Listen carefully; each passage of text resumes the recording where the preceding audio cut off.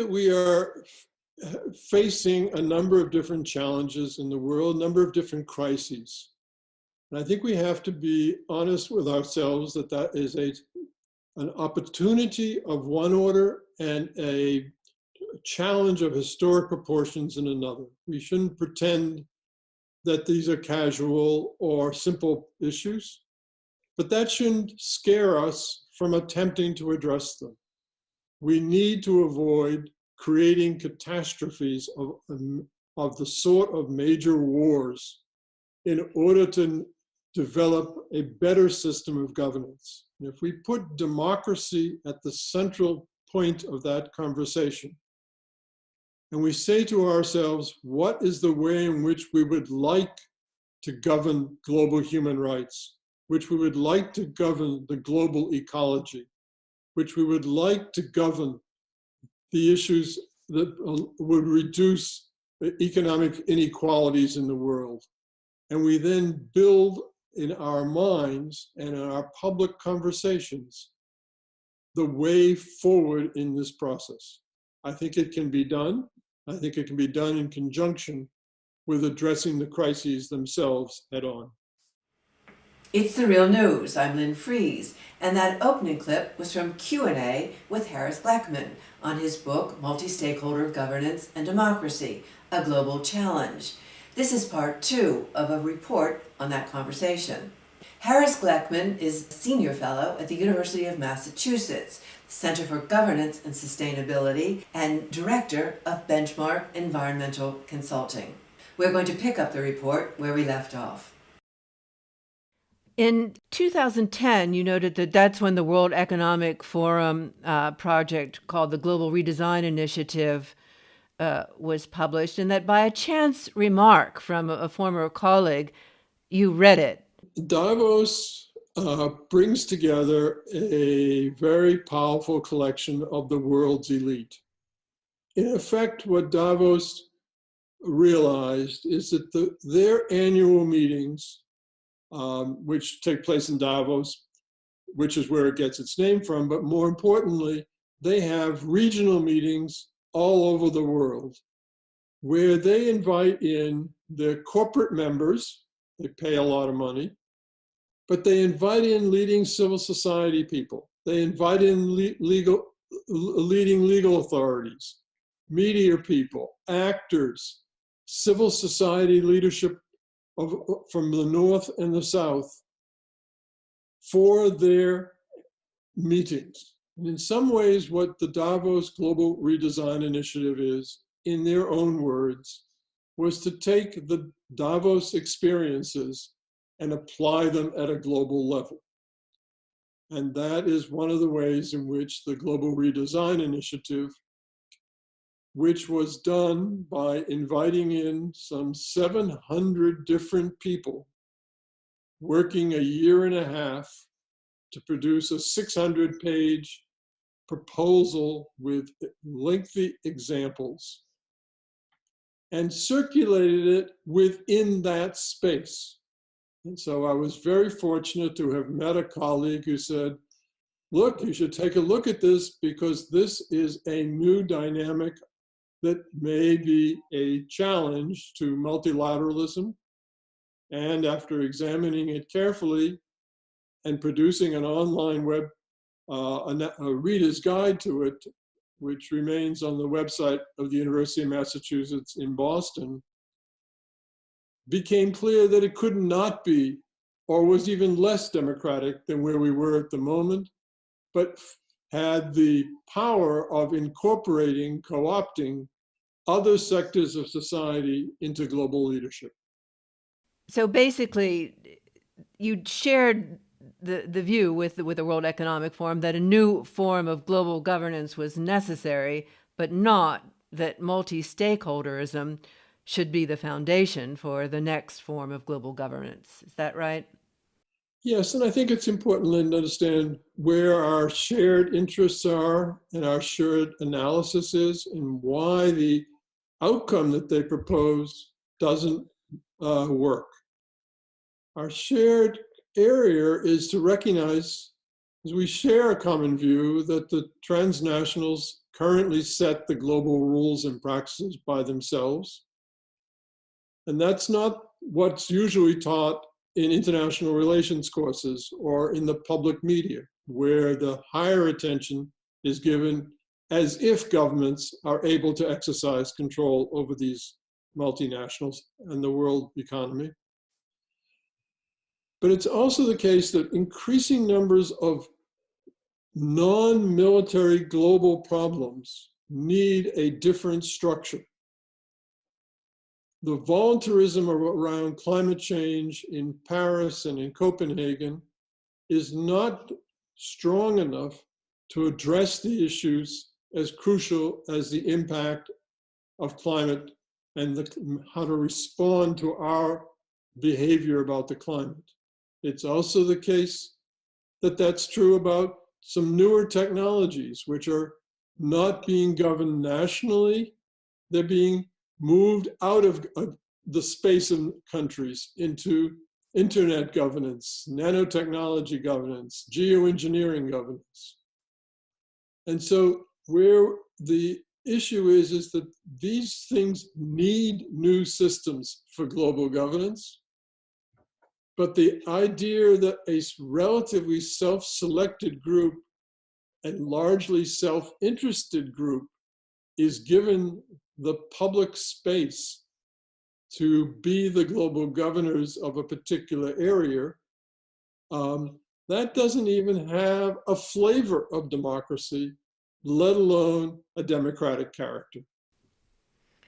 Okay, so after the catastrophes of World War I and II, a plan was put in place to address the governance failures of the day, and that today's governance failures invite a similar response, and that the international community has an opportunity to build a global democratic governance plan for the next 50 years. So sum up why you say that the multi-stakeholderism today just creates an illusion of democracy, but it's highly risky. It creates an illusion because to the external world, they will say, look, we have civil society representatives. Look, we have developing country participants. Look, we have the commercial firms in the market sitting at our table. But those who are selected are the ones who are seen by that convener group as the ones who should be making the decisions. There are, of course, civil society organizations which are just eliminated because they raise bigger questions. Of course, there are developing countries who are not invited because they make assertions about the importance of equity around the world. But so that the composition of the group externally is presented as we have touched all the multiple bases of the world today, and giving the view that this is somehow better. At the same time, the individuals who are there have no formal commitment from their organizations, their governments, their firms to actually implement even the outcome of that process. And then whatever they work out, it's a voluntary system. Well, voluntary systems, beside the fact that they have no sanctions, work only amongst those companies or governments who want to make them work. They don't work for those governments or corporations who are happy with the current system and they don't want to do anything differently. And so this creates an enormous democratic governance gap. In the concluding observation of your book, Multi-Stakeholder Governance and Democracy, a Global Challenge, you wrote, no stakeholder-based governance system comes close to matching the legitimacy and sense of public participation which has existed for centuries in citizen-based and nation-state-based governance system. The foundation of a nation-state-based system in a democratic world is the citizens. Citizens have at least an opportunity for a public election process. There's opportunities for comment on any regulations. There's opportunities to provide witness statements before a legislative body. There's opportunities to challenge the outcome in courts of the activities of either the parliament or the executive. These provide a basis for a citizen-based governance system. And then at the national level, that governance system picks an individual or group of institutions to represent them discussing global issues with other democratic countries. In authoritarian countries, of course, that reality does not exist. I'm discussing a process of how we would like to think about a democratic-based response nationally and internationally. What happens with multi-stakeholder structures is that those who think there's a problem that they would like to solve, and they have, in their own view, not enough power to be able to do it by themselves. They reach out and create a new body which has a self-selected or a selected by the convener group of institutions, and who say, we will have an effort to try to solve this problem together. There is no requirement for public hearing by these bodies. There's no space for a judicial challenge if one of the key constituents in an area is not invited in, or if those who are said to represent civil society or said to represent the women of the world are not invited in. There's no way to challenge the composition of the group. There's also no way to challenge, or to, even if you're a member, have a clear set of rule books of how decisions should be made. Is it a majority vote? All of this is ad hocly arranged within each group.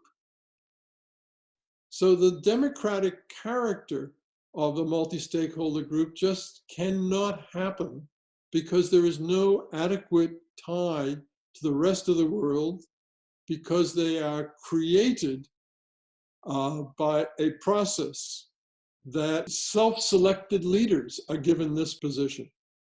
The multi-stakeholder groups make their claim that they can make decisions faster than the multilateral system, and that because they have a corporate management approach, they can make more effective decisions. I think those two assumptions are not well grounded. The speed of making a decision is not a criteria for democracy.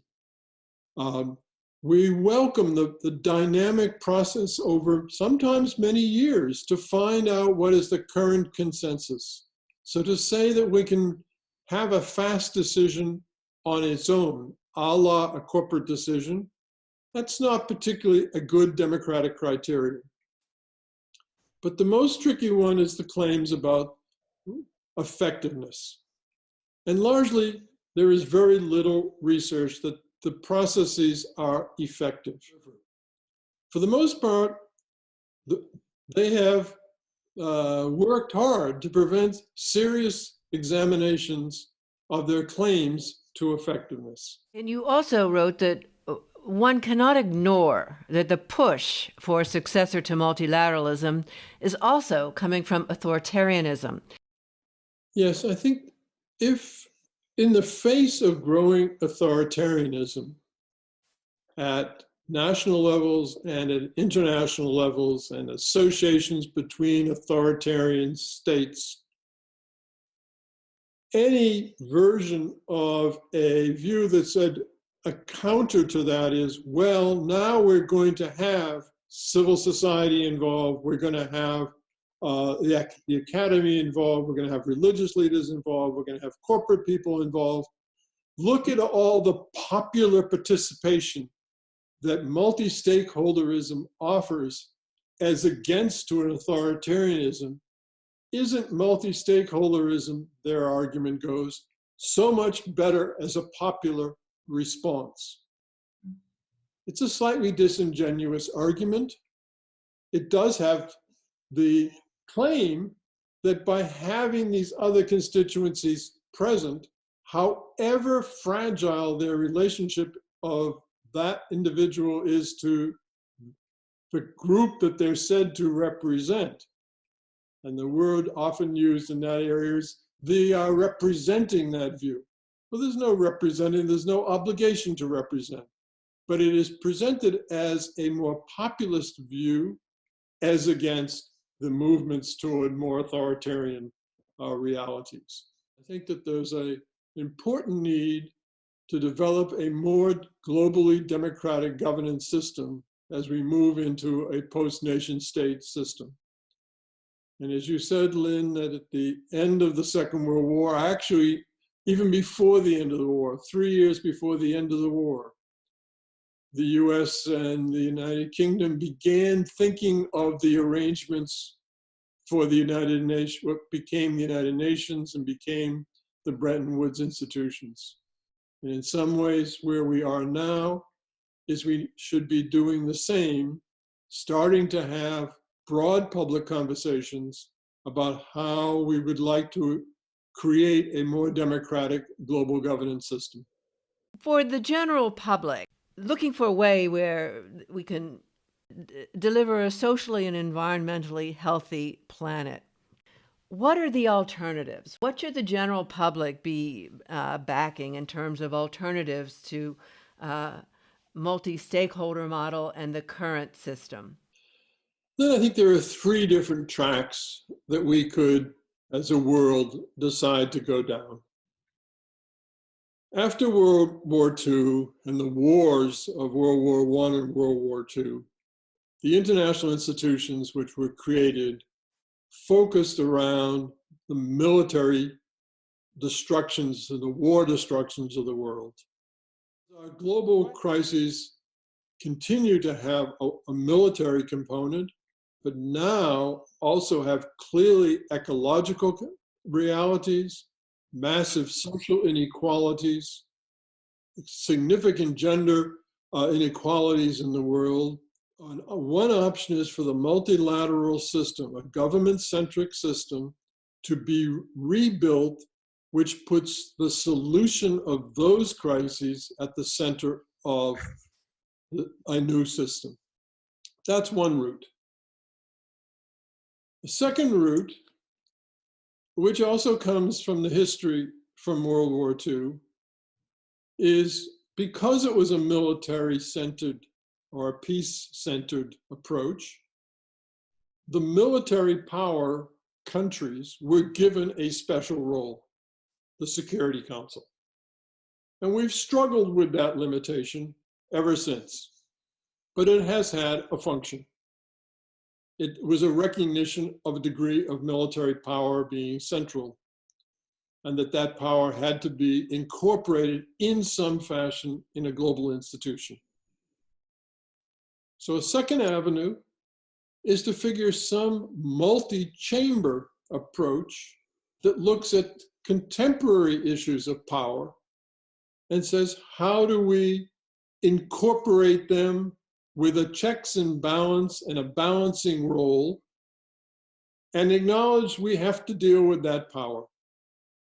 So maybe we could have a 4-chamber system of governance. 1 chamber, the governance system, the governor system with the remodeled United Nations structure. Another chamber for public discussion of corporate issues by corporations. A 3rd chamber of civil society organizations so that they're not outside the gate, but they're inside and they have to make accommodations with each other and negotiate publicly with governments negotiate publicly with the corporations, and a fourth chamber, which could be a globally elected public body, which would act as a check on both the civil society chamber, a corporate chamber, and the government chamber. But the idea of the second track is to say maybe we build out of our experience of how do we balance power in the world today in a different fashion and have it a public debate with structural limitations between the different chambers. The third track could be that maybe the historical roots of what institutions should be making global standards, a historical track that starts back from the 1600s of the nation state, maybe that's now out of date. And we should look at other criteria that could form the basis of the next global governance system. Maybe it should be labor. Maybe it should be gender. Maybe it should be ethnic. Maybe it should be more class. And to pick a new governing principle for the selection and the creation of the next form of global governance. So there are a lot of options in front of us. And I think the biggest challenge now is to have that public discussion.